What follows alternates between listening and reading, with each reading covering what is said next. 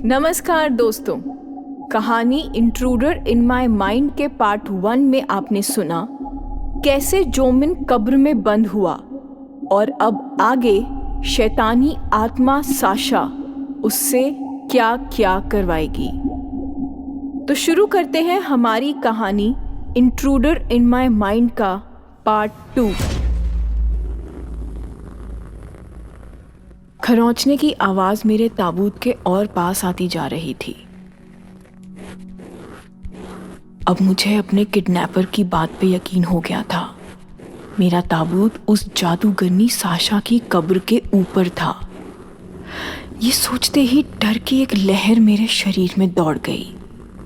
धीरे धीरे खरोंचने की आवाज मेरे ताबूत के और करीब आ रही थी।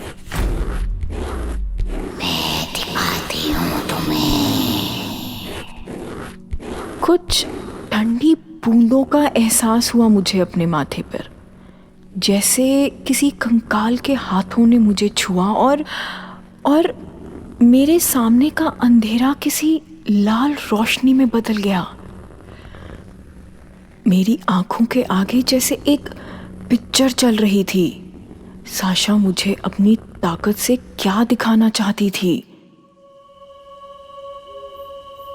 मैंने देखा एक औरत, उसके लंबे काले बाल, लंबा काला कोट पहने जंगल की ओर जा रही है। एक रस्सी है उसके हाथ में जो किसी बड़ी बोरी को खींच रही है,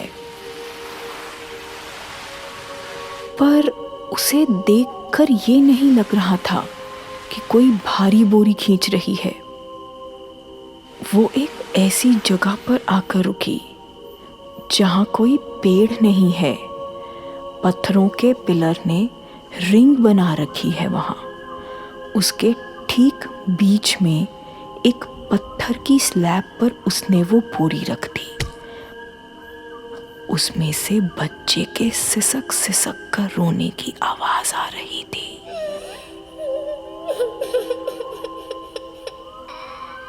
किसी तरह से उस बोरी में से बच्चे का छोटा सा हाथ निकला और साशा के हाथ में मैंने खंजर देखा। उसने जैसे ही खंजर हाथ में उठाया, मेरी आंखों के आगे फिर अंधेरा छा गया। सब धुंधला हो गया। फिर से अंधेरा छटा और फिर एक पिक्चर नजर आई। इस बार वही साशा एक लकड़ी के घर के आगे खड़ी थी। घर के पीछे एक नदी बह रही थी और साशा के आगे बहुत सारे लोग उस पर चिल्ला रहे थे।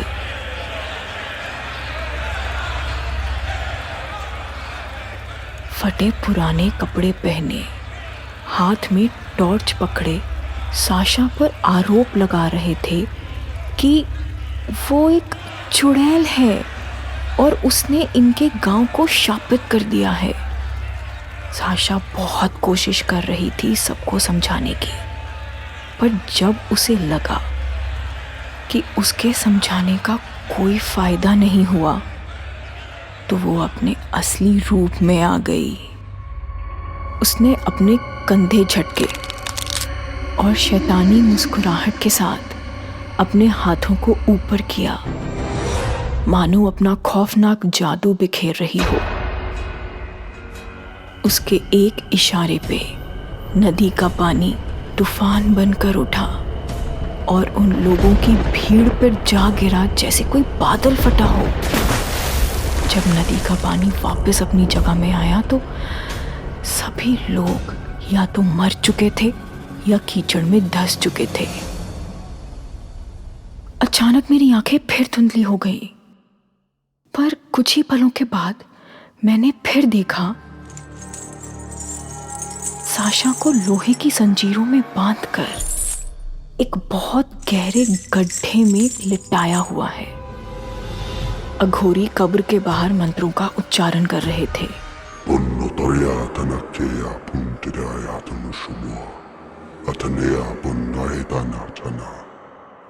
और बाकी सभी लोग कब्र में मिट्टी डालकर उसे ढक रहे थे। साशा लगातार चिल्लाई जा रही थी, लगातार सबको श्राप दिए जा रही थी। आसपास का माहौल इतना डरावना था मानो पेड़ भी थर थर कांप रहे हों। जल्द ही साशा की चीखें शांत हो गईं। अब वो पूरी तरीके से मिट्टी में ढकी जा चुकी थी, जिंदा दफन किए जा चुकी थी। जितनी देर वो डायन मुझे ये सब दृश्य दिखा रही थी, मेरी सांस रुकी हुई थी। अचानक वो दृश्य मेरे आगे से हटा और मैं फिर अपने अंधेरे में वापस आ गया। मैंने अपनी हाफती हुई सांसों को नॉर्मल किया। खरोंचने की आवाज़ अब और करीब हो गई थी। साशा अब लोहे की जंजीरों से आज़ाद हो गई थी और मिट्टी खोदकर ऊपर आ रही थी, मेरी तरफ, मेरे पास। शायद वो किसी तरह जिंदा बच गई थी, या मौत उसे रोकने के लिए काफ़ी नहीं थी। जो भी था वो आ रही थी मेरे करीब, और मैं कुछ नहीं कर सकता था उसे रोकने के लिए। डरो मत, हम दोनों के लिए यहाँ बहुत जगह है। दहशत में मैं अपने पैरों को ताबूत पर मारने लगा। मैं चिल्लाने लगा। वो डर मौत से भी ज्यादा खौफनाक था। खरोंचने की आवाज अब बस कुछ ही फीट दूर थी। मुझे अपनी चीखों से भी ज्यादा तेज सुनाई दे रही थी। तभी कुछ और भी सुनाई देने लगा। अब मेरे ताबूत के ऊपर से भी एक आवाज आ रही थी। मैंने शांत होकर ध्यान से सुना तो वो ऐसी आवाज थी मानो दो लोहे के सरिये आपस में टकरा रहे हों। जानी पहचानी सी लग रही थी आवाज, पर श्योरिटी से कुछ नहीं बोल सकता। शायद साशा डायन ने भी सुन ली होगी, क्योंकि अब उसकी खरोंचने की आवाज बंद हो गई थी। डायन का ध्यान भी ऊपर से आ रही आवाजों की ओर चला गया था। ताबूत के अंदर का टेम्परेचर बढ़ने लगा, जैसे साशा गुस्सा हो रही है और अपने गुस्से की आग से ताबूत और मुझे दोनों को जला देगी। बहुत देर से आए वो, अब कोई फर्क नहीं पड़ता। और खरोंचने की आवाज फिर शुरू।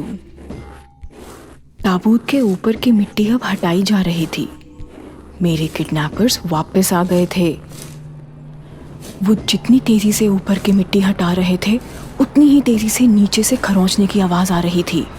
अब देखना यह था कि मैं पहले किसको मिलता हूं।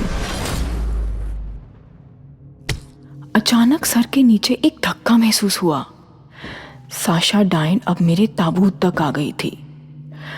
उसकी उंगलियों का मेरे ताबूत की लकड़ी को खरोंचना, उसका इतना नजदीक आना मानो मैं उसकी सांसें सुन रहा हूं। उसकी खुशी का एहसास हो रहा था मुझे। मेरे किडनैपर्स भी मेरे करीब थे। वो मुझे आज़ाद कराने को और डायन मुझे हमेशा के लिए अपने वश में करने को। डायन गुस्से से चिल्लाई और तेजी से मेरे ताबूत को खरोंचना शुरू कर दिया।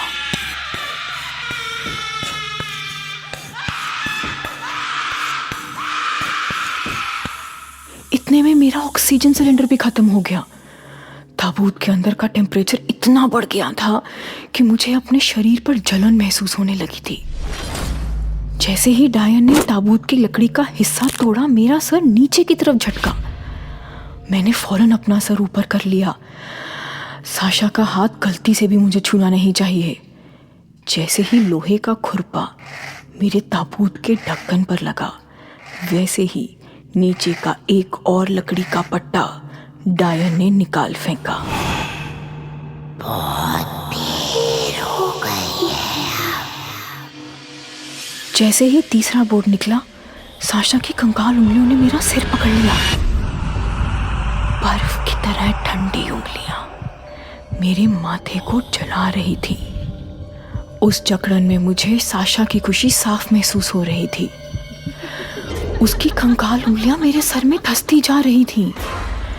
डायन खुशी से हंस रही थी। वो जीत गई थी, पर नहीं। उसकी खुशी की हंसी एक हार की चीख में बदल गई। मैं खुद को आंख बंद करके डायन के हवाले कर चुका था कि अचानक ताबूत का ढक्कन खुल गया और मैंने अपने किडनैपर्स को अपने सामने देखा।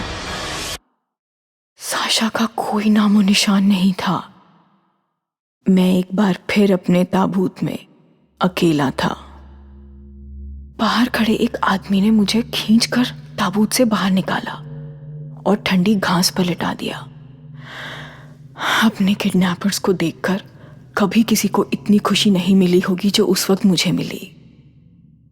मेरे पापा ने मेरे बदले अपनी सारी डीलिंग्स और काम दूसरी पार्टी को दे दिया और मैं फिजिकली मैं ठीक था। सिर्फ स्किन पर कुछ लाल निशान थे, पर वैसे सब ठीक। सिर्फ फिजिकली सब ठीक, पर मेंटली बिल्कुल भी नहीं।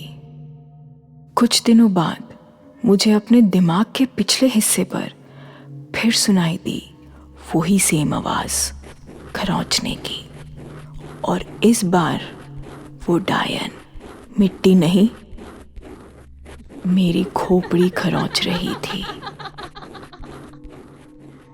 तो दोस्तों, वैसे तो शराब पीना सेहत के लिए हानिकारक है, पर क्या आपको लगता है जोमिन के लिए भी हानिकारक है? जोमिन के लिए क्या जरूरी है, खरोंचने की आवाज या शराब?